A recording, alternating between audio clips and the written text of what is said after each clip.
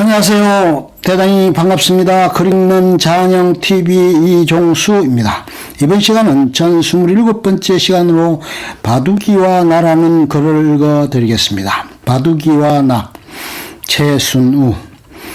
6.25 사변이 일어난 이듬해 3월 서울이 다시 수복되자 비행기 편에 겨우 자리 하나를 얻어 단신으로 서울에 들어온 것은 비바람이 엄산한 3월 29일 저녁때였다.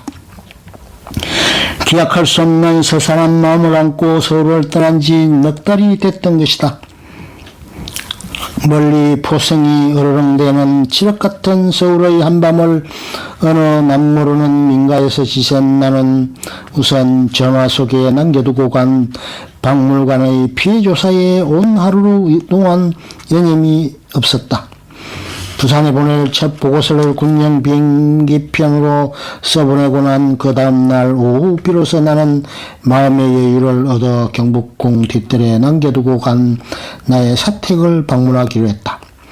평시와 다름없이 그대로 문을 꼭 닫아두고 떠났던 나의 서재, 그리고 동마다 담아놓고 간 싱그러운 포상김치 같은 것들이 그 보금자리에 고스란히 남아있으리라는 기대는 하지 않았지만 마음속으로는 떼어놓고 간 우리 바둑이의 가엾은 운명이 생각히어 마음이 언짢았던 것이다. 메마른 잡초가 우거진 경복궁 뒤 옛뜰엔 정과 다름없이 따스한 봄볕이 짜릿하게 깃들이고 있었지만 인기척이 없는 마른 풀밭에선 굶주린 고양이가 놀라 뛰고 있었다. 풀밭길을 걸으며 일찍이 우리 집 해묵은 귀약골이 보일 무렵에 나의 마음은 야릇한 감상에 젖어 옛 고향의 노래라도 부르고 싶은 순화된 감정이 되어 있었다. 나의 시선이 천천히 다가오는 나의 집 대청과 건넌방 쪽마루를 우선 더듬었을 때 나는 뜻하지 않은 일에 서술하쳐 놀라지 않을 수가 없었다. 그 쪽마루 위엔 두고 간 우리 바둑이가 늘 즐겨서 앉아있던 바로 그 자리에 납작하게 널브러져 있었기 때문이다. 바둑이는 자기를 버리고 간 매정스러운 주인의 빈집을 지키다가 굶주림에 지쳐 죽어간 것이라는 생각이 번개같이 나의 머리를 스쳐갔다. 그러나 나는 어느 사이에 내가 늘 밖에서 돌아올 때면 바둑이를 위하여 불던 휘바람을 휘휘휘요 하고 불고 있었다. 이때 뜻밖에도 마구 구겨진 걸레 조각처럼 말라 널브러져 보이던 바둑이는 머리를 기적처럼 번쩍 들고는 비틀거리는 다리로 단숨에 나에게 달려왔다. 내 발 밑에서 떼굴떼굴 구르고 사뭇 미친 듯 싶어 보였다. 나도 왈칵 눈시울이 더워와서 그를 덥석 껴안았지만 그때 바둑이도 함께 울고 있었다. 눈물에 젖은 그의 눈은 나의 눈길을 간단없이 더듬었고 그의 메마른 입은 사정없이 그리고 그칠 줄 모르고 내 얼굴을 마구 핥고 있었다. 나는 마치 옛 애인에게라도 하듯이 그래 알았어 하면서 그를 달래주었지만 나는 마음속으로 그를 버리고 갔던 자신이 부끄러웠고 또 어떤 일이 있더라도 다시는 너를 떼놓지 않으리라고 다짐할 수밖에 없었다. 넉 달 전 그를 버리고 서울을 떠나던 날은 바로 이웃 아이씨에게 서울에 남아있는 동안만이라도 우리 바둑이를 좀 돌봐달라고 몇 마리의 먹이를 맡겨두고 나서 마치 바둑이가 말귀를 알아듣기나 하듯이 집을 잘 보고 있으면 머지않아 다시 돌아오마 응 하면서 그를 다 잃은 나였다. 그 후 이웃 아이씨도 불과 일주일 만에 서울을 떠났다는 말을 들었으니 그 넓은 고궁 속 춥고 시장한 한겨울에 공포만이 깃들인 어둡고 외로운 밤들을 우리 바둑이는 과연 무슨 수로 살아남아 준 것일까?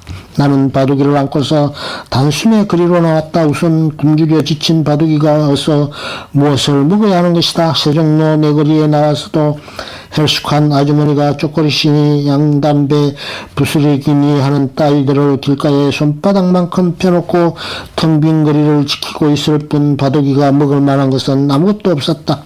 그러나 그날 저녁도 그 다음 날도 바둑이는 밥을 줘도 먹지 못했다. 굶주림에 지친 그 내장은 대번에 곡기를 받아들일 준비가 되어 있지 않았던 것이다.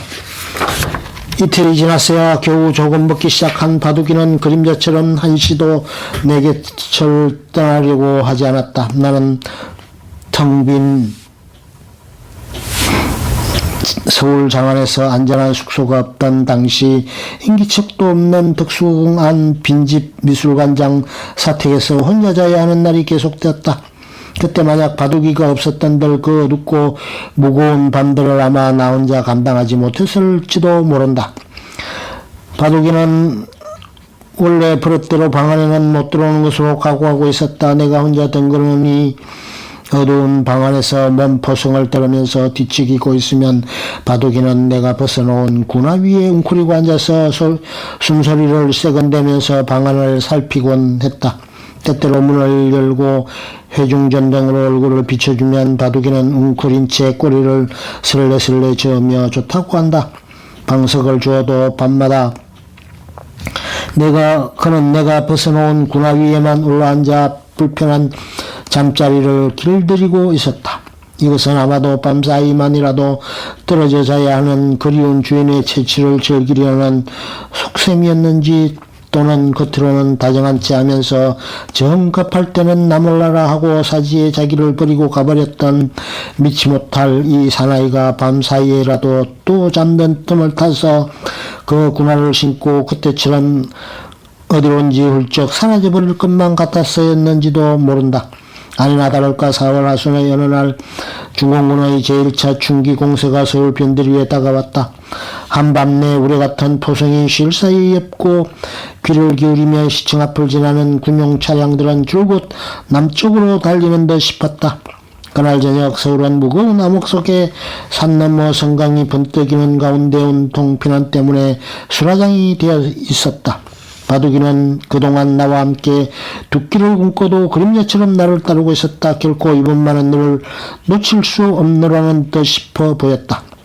가만히 병자를 싣고 질질 끌고 가는 처절한 여인들의 모습, 그리고 나를 태워달라고 발을 동동 구르며 울부짖는 젊은 아낙네의 울음소리가 가슴을 애는 듯한데 나는 바둑이를 안고 최후의 철수열차에 연결한 우리 화차에 올랐다. 어두운 역도에서 방금 눈물을 닦으며 작별한 늙은 수위가 어둠 속으로 사라져가는 모습을 바둑이와 나는 오래 응시하고 있었다. 수십 개의 소개화차를 연결하느라고 한밤내 열차는 앞걸음질 뒷걸음질을 치며 난폭한 충격을 우리 하차에까지 주고 있었다. 그때마다 바둑이는 한 번 된 가슴에 놀라서 동요했고 가까워진 포성과 폭격의 우레소리가 그를 자극해서 바둑이는 내 가슴에 안긴 채 불안과 공포를 이겨내지 못했던 것이다. 후원이 날이 밝은 새벽 또 한 번 큰 충격이 우리 화차에 오자 바둑이는 탈토같이 내 가슴을 벗어나서 벌써 레일 위를 남쪽으로 내달리고 있었다. 반사적으로 나도 화차에서 뛰어내려 바둑이를 따라 달렸다. 나의 숨이 턱에 닿도록 지쳤어야 겨우 바둑이는 발락 누워서 나에게 용서를 빌었다. 기관차는 까마득히 먼데 기적은 연거푸 울리며 우리를 부르는 듯했다. 그때 기차가 우리를 부리고 떠날까봐 우리는 바로 기차가 올 레일 위를 달리고 있었다. 기관사는 이 판국에 개 한 마리가 다 뭐냐고 고함을 쳤지만 나는 사과할 겨를도 기운도 없었다. 그는 불쌍한 바둑이를 내가 또다시 이 사지에 버리고 서울을 떠날 수 없는 심정을 알 까닭이 없었던 것이다. 우리 바둑이의 그 후 6.25 난리 속에서 일어났던 의리 깊은 우리 바둑이와 나 사이의 이야기가 중학교 국정교과서에 실린 후 여러 지방 소년 소녀들로부터 자주 편지를 받게 되었다. 그 다정한 편지들 사연 속에는 그 후 그 바둑이가 어찌 되었는지에 대한 궁금증이 많았다. 벌써 30년이나 지난 옛 이야기가 되어버렸으므로 그 바둑이가 저승으로 돌아간 지도 이미 오래됐고 바둑이의 아들, 딸들의 이야기도 좀 아리송해졌지만 생각나는 대로 그 후 이야기를 조금 써두고자 한다. 굶주림과 추위와 절벽 같은 외로움 속에서 꼭 백날을 우리 바둑이는 눈에 덮인 경복궁 뒤뜰나의 집 박물관 사택을 지키면서 내가 돌아올 날을 기다려준 개였다. 100일 만에 다시 만났을 때 바둑이는 지칠 대로 지쳐서 마치 걸레뭉치처럼 쪽마루 위에 늘어진 뼈와 가죽뿐이었다. 부산으로 안고 내려간 후 좀처럼 기운을 차리지 못했지만 한 반년 지나면서 귀여운 모습이 되살아나서 숙회들이 넘실거리기 시작했고 바둑이는 머지않아 자기를 닮은 첫 새끼들을 거느린 어미개가 되었다. 바둑이의 아들 하나는 동료이며 술친구인 K 박사가 데려가더니 그의 피난살이 집들의 손수 개장을 지어주어 호강을 하게 되었다. K 박사는 그 계집에 김덕구씨 부산 별장이라 문패를 달아주었고 우리들에게는 그것이 피난 시련을 달래는 밝은 웃음거리가 되었다. 이 아들께는 그 후 주인과 함께 한많은 부산 별장 생활을 청산하고 서울에 올라왔다. 그때 마침 서울에 환도한 경무대 발바리게 암컷이 그 배필을 구하고 있었으므로 우리 바둑이의 아들에게는 경무대 발바리게의 배필로 들어갔고 이 이야기는 이미 K 박사의 수필로 유명해진 이야기가 되었다. 또 딸개 하나는 젖도채 떨어지기 전에 경주박물관 C 박사에게 보내졌는데 어쩌다가 내가 경주에 가게 되면 어찌 나를 알아보는지 오줌을 찔끔찔끔 대굴대굴 구르면서 미친듯이 내 얼굴을 핥고는 했다. C 박사와 술자리를 벌이면 어뢰 옆에와 앉아서 기염을 떨었는데 너도 한잔 같이 하자 하고 개입에 술을 한 잔 먹여주면 그 술기가 돌아서 비실을 대는 모습이 그리도 즐거웠다. 어쨌든 우리 어미 바둑이는 그 후에도 셋방살이 이웃 사람들에게 사이에서 인기가 있어서 귀여움을 받고 있었는데 그러던 어느 날 퇴근해보니 홀연히 온데간데 없어져서 집사람이 울상을 하고 있었다. 이웃 사람들의 말로는 바로 이웃방에 셋방살이하는 젊은이가 우리 바둑이를 그토록 탐내서 납치 계획을 세우고 있었다고들 했다. 맛있는 것으로 우리 바둑이를 깨기 시작한 지 벌써 오래되었으며 전날 저녁 때 그 청년이 싫다는 바둑이를 억지로 안고 택시에 올라타더라는 말도 있었다. 우리 바둑이가 또 기구한 운명에 놓여졌구나 해서 마음이 언짢았다. 그 젊은이가 나타나기를 기다렸으나 닷새째 되던 날 우리 바둑이는 거지꼴이 되어 혼자 집으로 돌아갔다. 집사람은 눈물을 글썽이면서 안아드렸지만 말 못하는 바둑이의 눈길에서 우리는 그 호소를 알아들을 수가 있었다. 납치되어 간 집에서 바둑이는 결사적으로 탈출해서 그리운 집을 찾아 헤맸던 것이다. 후에 그 저주스러운 청년의 입에서 나온 말이라지만 우리 새방으로부터 30리 떨어진 부산시 서면 자기 부모님 집으로 데리고 가서 메어주었더니 사흘째 갔어야 비로소 밥을 먹기 시작하는 것을 보고 안심해서 풀어주었더니 풀어주는 순간 거리로 뛰쳐나가 버렸다는 것이다. 그때 우리가 살던 미아산 및 조성동 새방까지는 서면에서 복잡하고도 먼 거리였는데 우리 바둑이는 택시에 태워져서 어둠 속에 끌려간 그 길을 어찌 찾아왔는지 나는 그때 개만도 못한 놈이라고 입안에서 중얼거리는 것으로 그 뻔뻔스러운 납치자에 대한 분노를 사겼었다.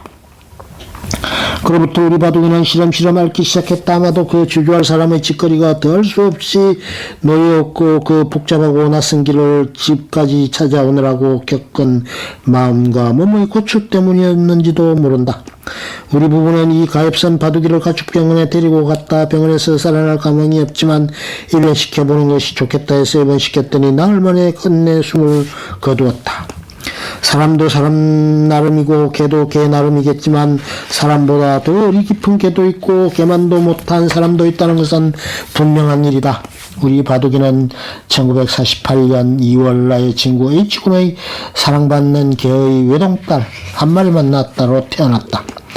우리 친구도 개를 그리 좋아해서 이 귀여운 무남용 동료 개를 너에게 맡기기로 했다고 해서 나도 그를 대견히 알아서 주먹만한 어린 것을 오버코트 주머니에 넣고 집에 돌아왔던 것이다. 1952년 가을 부산가축병원에서 죽어갈 때까지 4년 반 동안의 짧은 인연이었지만 죽은 우리 바둑이에 대한 생각은 어느 한 사람에게 서린 추억 못지않게 내 마음속에 지금도 따스하게 살아있다. 지금 기르고 있는 우리 집 착한 바둑이의 얼굴을 가끔 유심히 들어가 보고 앉아 있노라면 죽은 바둑이의 환생인 양 싶어질 때도 있고, 그러노라면 개의 눈동자가 무슨 간절한 호소를 하는 듯 느껴질 때도 있다. 사람들의 욕 중에 개 같은 놈이니 개만도 못한 놈이니 하고 개욕을 도매금으로 해 넘기는 경우가 많지만, 개는 그렇게 부도덕한 짐승이 아닌 것만 같다. 끝. 좋으면 좋아요, 구독, 알림 설정 눌러주세요. 감사합니다.